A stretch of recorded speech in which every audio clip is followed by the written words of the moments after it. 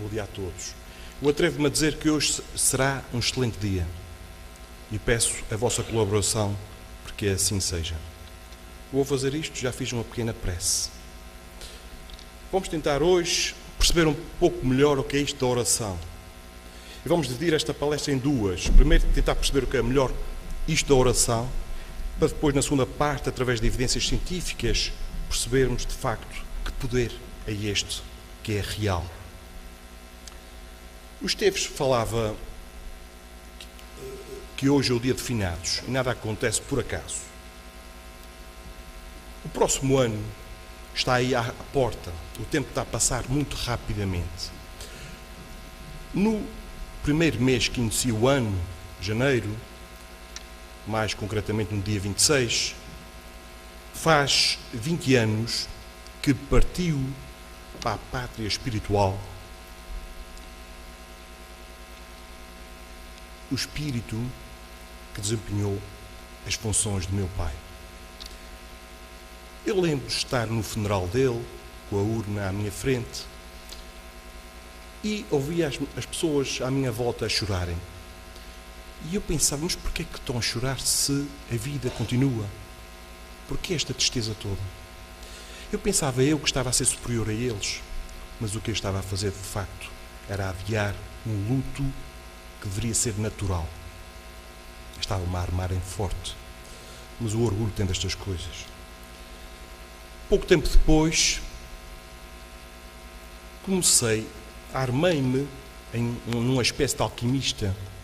Podia ter sido em químico, que é mais recente, não é? Portei-me de uma forma mais primitiva. Em alquimista. Comecei a tentar perceber qual seria o resultado da mistura de álcool com psicofármacos. Vocês estão a ver aquelas passadeiras rolantes que se encontram nos aeroportos internacionais, não é? Aquelas passadeiras horizontais. Eu estava a trabalhar na altura, estava com 26 anos, estava a trabalhar na altura num escritório de advocacia. Ficava ali relativamente perto de casa de minha mãe, onde vivia na altura. Portanto, aqui na ilha, para os continentais, tudo é perto. Mas para nós, isso é relativo. Portanto, eu ia a pé e sentia que como se o chão estivesse a fugir debaixo dos pés, por causa das tais misturas que eu ia fazendo. Isso foi seguindo, até que numa noite despertei por volta das 3h30 da madrugada, com a nítida sensação, isto alguns meses depois, com a nítida sensação que tinha estado com o meu pai. O meu pai, se vocês se recordam, naquela educação antiga, bastava olhar para nós, para mim e para os meus 3 irmãos, com aquele olhar, não de agressividade, mas de uma certa superioridade moral em relação à minha. Bastava olhar para nós nos calarmos e colocarmos em sentido. Ele estava sentado no lado direito da cama onde ele costumava dormir. E ele fez-me assim, bateu-me no colchão, a convidar para me sentar ao lado dele, no sono. Ele disse-me de uma forma imperativa: Pedro, porque eu sou uma pessoa que tem dificuldade a olhar as outras pessoas nos olhos. Portanto, ele disse-me, Pedro, para eu olhar para ele, para eu prestar atenção. Ele só me disse uma frase: a força está toda aqui. E eu acordei. Nunca mais esqueço este pensamento.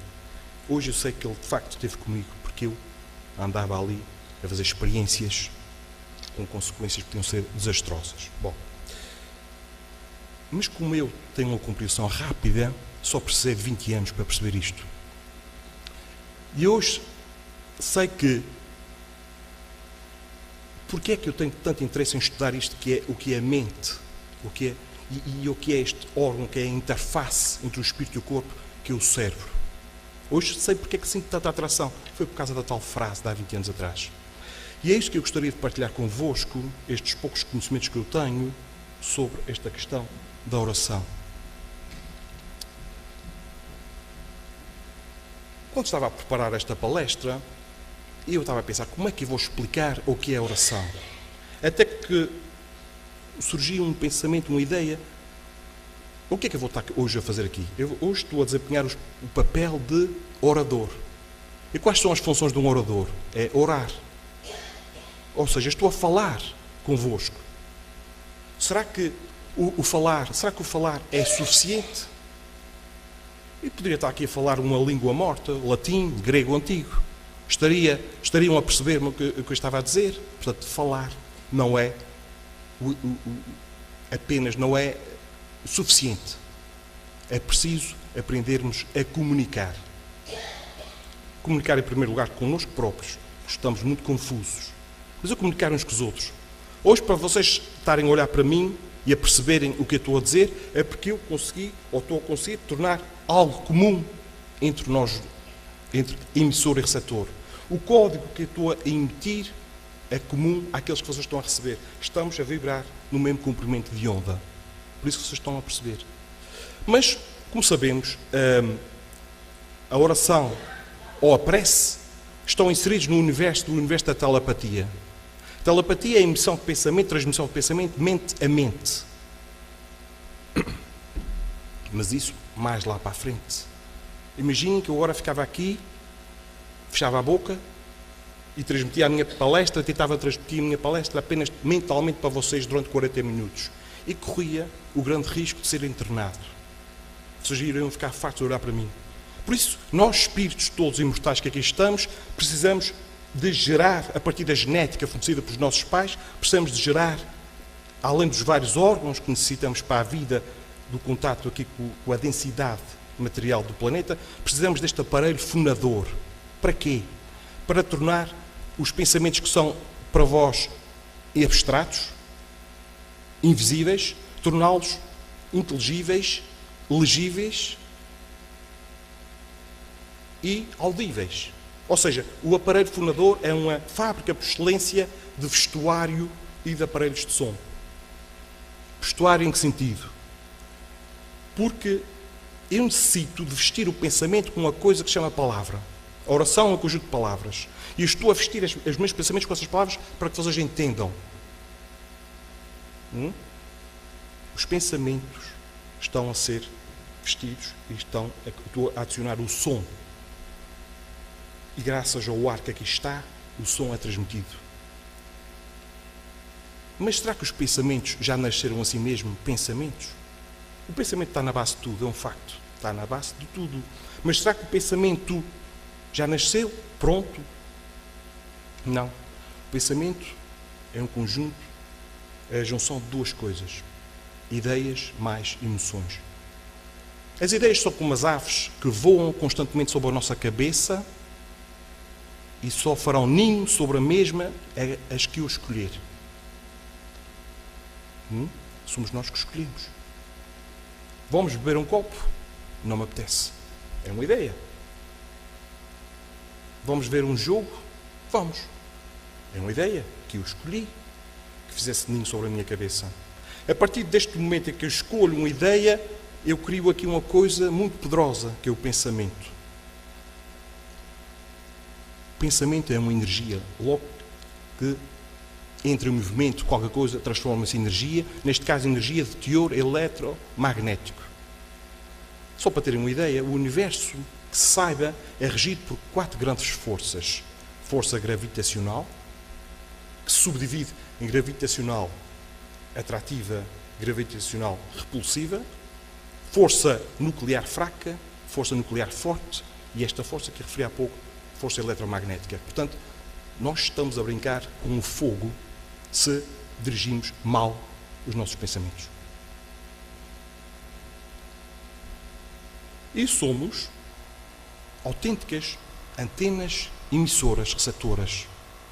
Estamos sempre a emitir, constantemente, a emitir.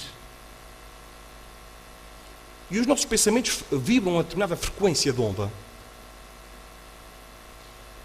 Agora, nós não nos apercebemos de cerca de 90 e poucos % de pensamentos que fluem constantemente na mente. Nós só nos apercebemos até 10%, se tanto.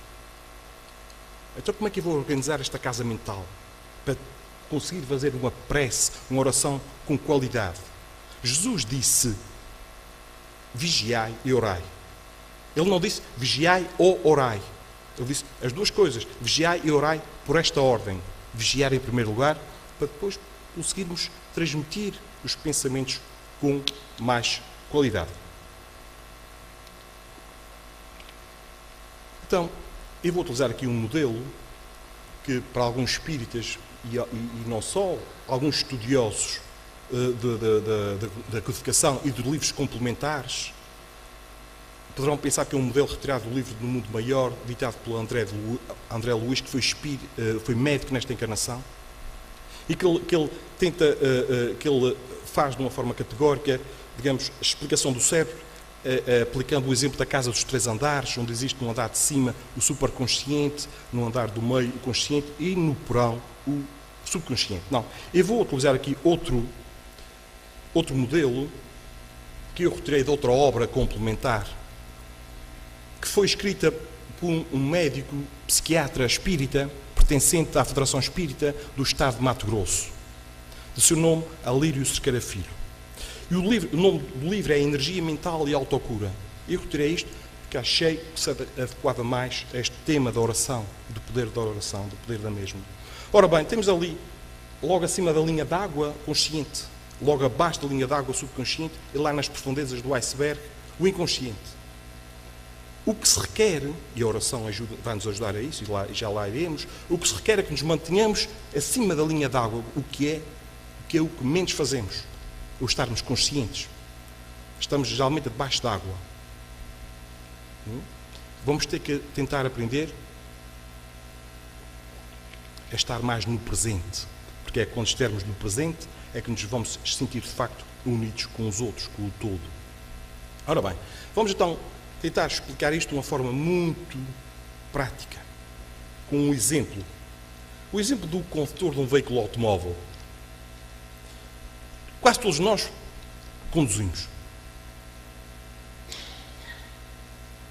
Todos os dias de manhã, despertamos geralmente à mesma hora, fazemos geralmente as mesmas coisas e vamos depois entrar na nossa viatura automóvel para ir para um sítio qualquer, por exemplo, para o trabalho, para o nosso emprego.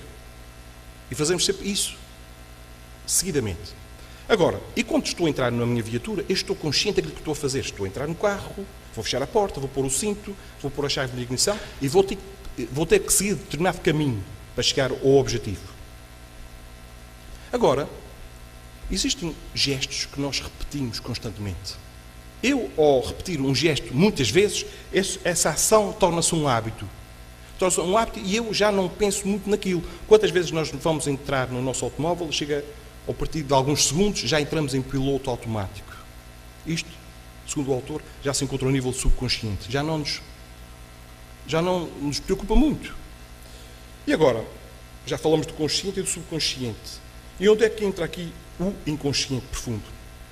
Aqui, segundo o mesmo, estão experiências já desta vida atual, desta existência atual, que nós não temos acesso direto, natural. Talvez com a questão, talvez através de um método de hipnose, mas aí a doutora Gláucia irá falar da parte da tarde. Portanto, e também estão experiências de vidas passadas, incluindo os nossos sentimentos menos nobres e os instintivos, os primitivos. E onde é que este inconsciente entra?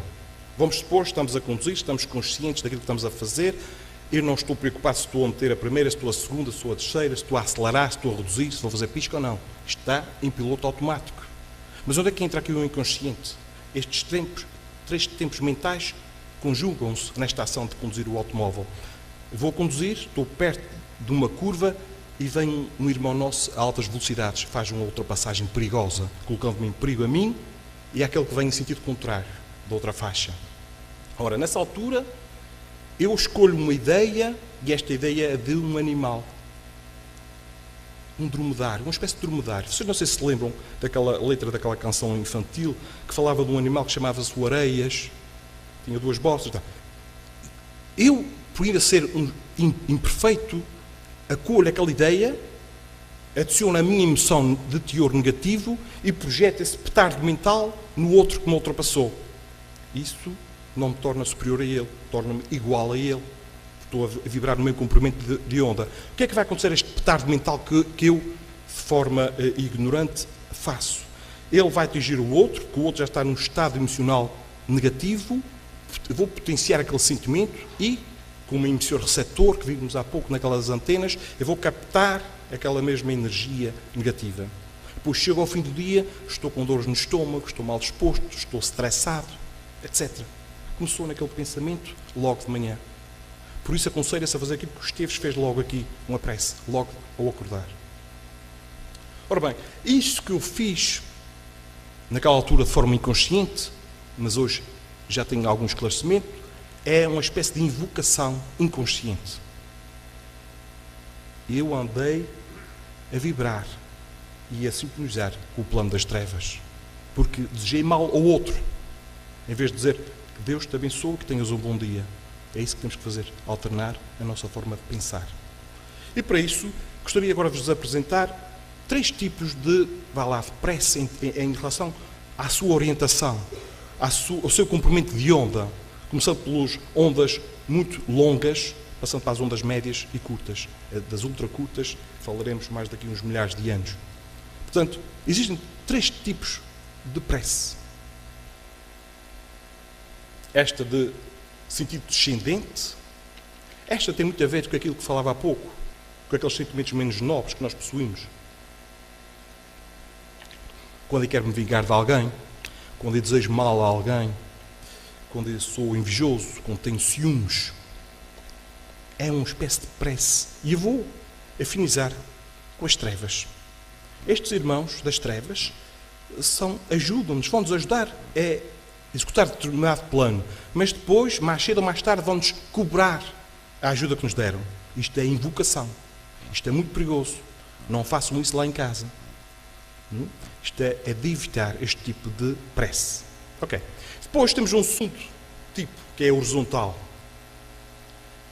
Que tem a ver muito com os nossos comodismos, com os nossos confortos. Com o nosso conforto. Não é? Aqui está implícita a frase que diz: nem só de pão vive o homem. Mas ainda nós queremos isto. E nós oramos, pedimos, mas sem trabalhar para tal. E depois aqui saem frases absurdas do tipo: que Deus é este que dá tudo a uns e não dá nada a mim. E uma série de injustiças que daqui surgem. E finalmente vem outro tipo, que é o tipo que se deseja para todos nós e que já estamos a chegar lá.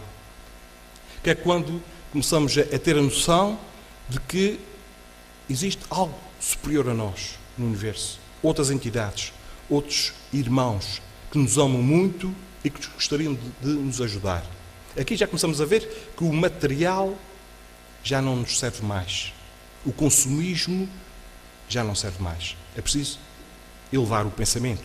E aqui vamos, então, começarmos a unir com o todo. Começar a aprender isto. Mas como é que eu vou orar? Como é que eu vou fazer isto? O que é que eu vou pedir? Será que eu vou ter que utilizar palavras bonitas, floridas? O que é que eu vou fazer? É muito simples. Uma oração é muito simples. Basta uma frase só. Ajuda-me, orienta-me, ajuda-me a ser melhor.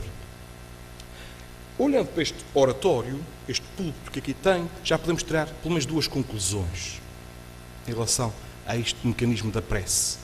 A primeira pessoa, homem ou mulher, não interessa, que descobriu a forma de fazer um objeto desta forma, não ficou de braços cruzados. Essa pessoa, de início, sentiu necessidade de criar alguma coisa. Não de inventar, porque já está tudo inventado, mas de descobrir como se faz isto.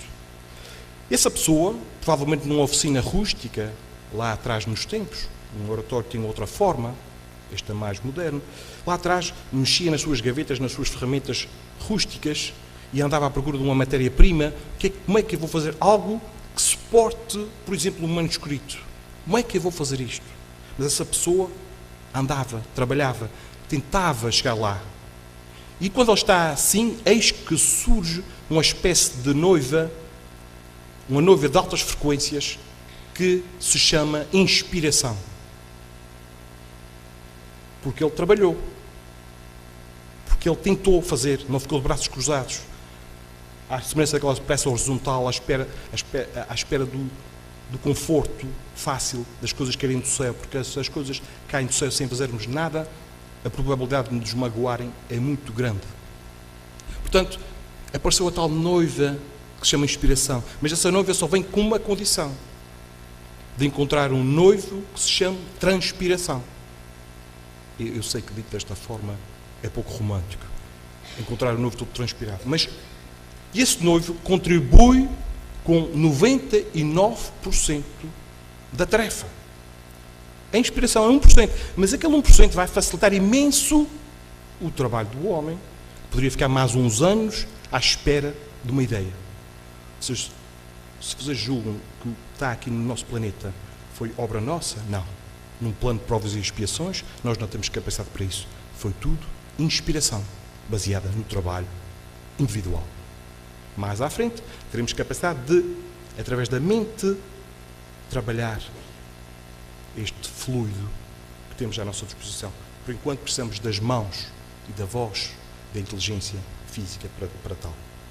Ora bem, outra coisa que nos ensina a prece. E quando entrei hoje de manhã aqui, este oratório, ou púlpito, já aqui estava. É sinal que ele não pertence. Serve de meio, isso sim, para atingir um fim. De poder ter condições para estar a falar com vocês, suportando este portátil, alguns apontamentos e a garrafinha de água. É um meio para atingir um fim. E vou a perceber-me que a matéria que existe, tudo o que existe aqui, e quando cheguei cá, eu até vim nu. E vou nu. Sem o corpo. É uma nudez ainda mais profunda. O corpo não me pertence, foi-me emprestado. E quando me sentar ali, isto continuará aqui, porque não me pertence. Mas as cadeiras vão-me servir como meio para descansar e ouvir os meus colegas que se seguem a mim. Um meio. Quando sairmos todos daqui, as cadeiras ficam o auditório. A não ser que alguém roube alguma, mas ficarão aqui, não nos pertencem. Ok? É outra, digamos, função desta questão. Vamos então passar aqui a ver três estudos que foram comprovados. E o primeiro é resumir para ponto de Deus. Porquê? Porque aquele senhor que está ali à vossa direita, Dr. Michael Persinger, na Universidade de Los Angeles, ao analisar o cérebro de um paciente vivo, claro, ao analisar o cérebro num aparelho de PET scan, de escaneamento por imposição de pósitrons, notou que, após a toma de um reagente, aquele cérebro iluminava-se em algumas zonas. E ele, estupefacto, surpreso com isto, mandou chamar o seu colega indiano, também neurocientista, Dr. Vilaynur Ramachandran, que ao chegar lá e ao olhar, exclamou: "Meu Deus!" E esse Deus estava carregado de sentimento. Não é só palavra. Não levemos as coisas à letra. É preciso tirar o espírito da letra. Ele disse: "Meu Deus, carregado de sentimento." E ele, ao fazer isso, notou que o cérebro se iluminava mais ainda. Ele, como indiano, sabemos que na Índia existem vários dialetos, muitos dialetos. Um deles, o sânscrito, de onde retiramos o termo chakra, que nós espíritas usamos como centro de força. Ele, em vários dialetos, mencionou Deus. E este paciente nem sequer é indiano. Mas da forma como ele mencionou Deus, associando o sentimento, continuava a gerar a tal, digamos, luminosidade. E eles chegaram ao ponto de concluir que no cérebro existia aquele que é o ponto de Deus, no conhecimento deles, dizendo que era o ponto de ligação com a divindade. E concluem dizendo que, portanto, se a prece é um movimento de ligação com Deus, o simples facto de emitir o seu nome aciona em nós uma ativação polineural.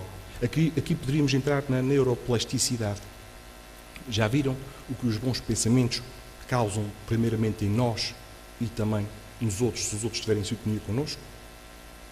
Até parece que o cérebro se renova, sentimos melhor. Caso contrário, também podemos danificar primeiro a nós e depois os outros. Num outro estudo, na Universidade de Brasília, este médico, Dr. Carlos Eduardo Tosta, estudou o comportamento das células do sangue que protegem o nosso organismo perante a prece.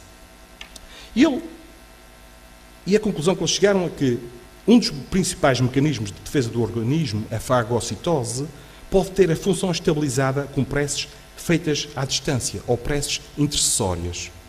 Então, o que é que ele fez? Fez um estudo realizado com 52 voluntários, todos estudantes desta Universidade de Brasília. E a cada semana, uma dupla fornecia amostras de sangue e respondia a um questionário sobre stress. E ele encaminhava uma foto de voluntário, identificada apenas pelo nome, a um grupo de 10 religiosos de diferentes credos. Porque o que interessa é o bem, não interessa se é daquela ou daquela outra religião, interessa é a caridade, o bem. Portanto, e caminhou para 10 religiosos de diferentes credos que por uma semana faziam preces para aquela pessoa. Este estudo, que demorou cerca de 3 anos, eles então chegaram à conclusão que esta questão da fagocitose mantinha-se estável. Porque se alterasse, poderia ser perniciosa para o organismo. Aqui temos outro, o terceiro e último estudo destes dois senhores, o Robert Miller e Philip Reinhardt, um cientista norte-americano de pesquisas industriais e outro físico. E o que é que eles fizeram? Eles chegaram à conclusão que a água é extremamente sensível a muitos tipos de radiações. E eles demonstraram que um pouco de energia emanada das mãos de um curador pode dar início a uma alteração da ligação molecular entre o hidrogênio e o oxigênio das moléculas de água. Ora bem, se eu impor as mãos sobre alguém, à semelhança como Jesus fazia, há cerca de 2000 anos, e se me concentrar a energia que chega aqui à ponta dos dedos, porque o braço é um canal de transmissão, a energia parte sempre daqui. Ora, se essa energia que parte daqui consegue modificar a estrutura molecular da água, vocês reparem uma coisa. Nós, quando no estado embrionário, no ventre da nossa mãe, éramos cerca de 99% de água. Ao nascimento, perdemos cerca de 9 pontos percentuais. Ainda mesmo assim, é muita água. E hoje, no nosso estado atual, somos cerca de 70% de água. É muita água. Mais aquela que nós metemos muita vez no dia a dia. É muita água séria. Bom, então, se eu sou água, eu deveria ter mais cuidado com os meus pensamentos. Porque se eu penso, se eu julgo que eu vou beber um copo, que eu vou maltratar o outro, o que é que eu estou a fazer? Estou a beber um copo de veneno à espera que o outro morra. Mas sou eu que estou-me a envenenar em primeiro lugar. Ou seja, como é que isto funciona, este mecanismo do pensamento, desde o campo mental do espírito até às células? Nós todos possuímos aquilo que nós conhecemos por centros de força, ou chakras, no tal dialeto indiano. São pelo menos 7 conhecidos, mas em verdade existem tantos centros de força quantas células temos no organismo, porque elas têm que comunicar para espírito com o corpo físico, uma a uma. São milhões de centros de força. Mas os principais são 7. E eu escolhi aqui 3 que estão, nesta questão de pensamento, estão juntos. O coronário, ligado com as nossas inspirações, com o elemento superior.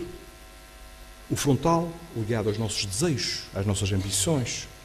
E o cardíaco, ligado às nossas emoções. Ora bem, se eu estiver a pensar mal, se eu quiser julgar mal, se eu quiser maltratar alguém, estes centros de força comunicam, estão ao nível do perispírito, que é o corpo semimaterial, que engloba o foco inteligente que é o espírito, e comunica diretamente com o corpo físico. Ou seja, o meu pensamento esses centros de força vão comunicar com o córtex cerebral, onde se vão gerar neuropeptídeos, que através do hipotálamo serão derramados na corrente sanguínea e atingirão as células. O problema é que todas as nossas células têm uma coisa em comum, que é o de possuírem receptores. Todas elas vão captar estas energias de teor negativo. Imaginem agora o contrário. Se eu sou voluntário em alguma associação ou instituição, se eu tenho vontade de fazer o bem, não é? Vejam logo só a força que isto vai ter. Agora, falou-se da prece, não é? Como é que que caminhos é que eu posso seguir para ter uma prece com mais qualidade? Jesus, o nosso mestre, o espírito mais evoluído que a humanidade terrena já viu, dê-nos várias dicas. Uma delas é: pedi e obtereis. Pedi e obtereis. O quê? Pedir o quê? Conforto? Dinheiro? Não. Já não nos vale mais apenas como intermediário, como um meio para atingir o fim superior. Pedir orientação. Pedir uma ajuda, uma mão amiga para atingir algo. Ele também disse: buscai e achareis. Buscai o quê? Uma solução para o vosso problema. Pediste orientação, agora vamos pesquisar uma solução para o teu problema. Mas isso nunca se fará se não bateres, porque se nunca bateres, nunca se vão abrir as tuas portas. Aqui na terceira fase do bater e se vos abrirá, tem a ver com o arregaçar as mangas e caminhar em direção ao nosso objetivo, à nossa solução. A solução está. Existe solução para tudo, até para a morte. Ao contrário que muita gente afirma que só diz que só levamos daqui aquilo que comemos e bebemos. Até a morte tem solução. Sabem como? Preparando-a a partir de hoje mesmo. A morte pode ser muito mais suave, consoante a cama que eu tiver feito aqui. Isso tem muito a ver com o nosso teor mental. Esta frase: cada dia que amanhece assemelha-se a uma página em branco na qual gravamos os nossos pensamentos, ações e atitudes. Na essência, cada dia é a preparação do nosso próprio amanhã. Está implícita aqui nesta frase a poderosa lei de causa e efeito, que diz que hoje semearás livremente, mas amanhã irás colher de modo obrigatório. O que é que eu quero colher amanhã? Paz? Stress? Angústia? Só depende de cada um de nós. E se nós, meus amigos, de facto, estamos fartos de guerras, de angústias, de depressões, está nas mãos de cada um mudar o rumo das suas vidas. E todos juntos, de facto, construiremos um mundo melhor. Está bom? Muito obrigado pela vossa atenção.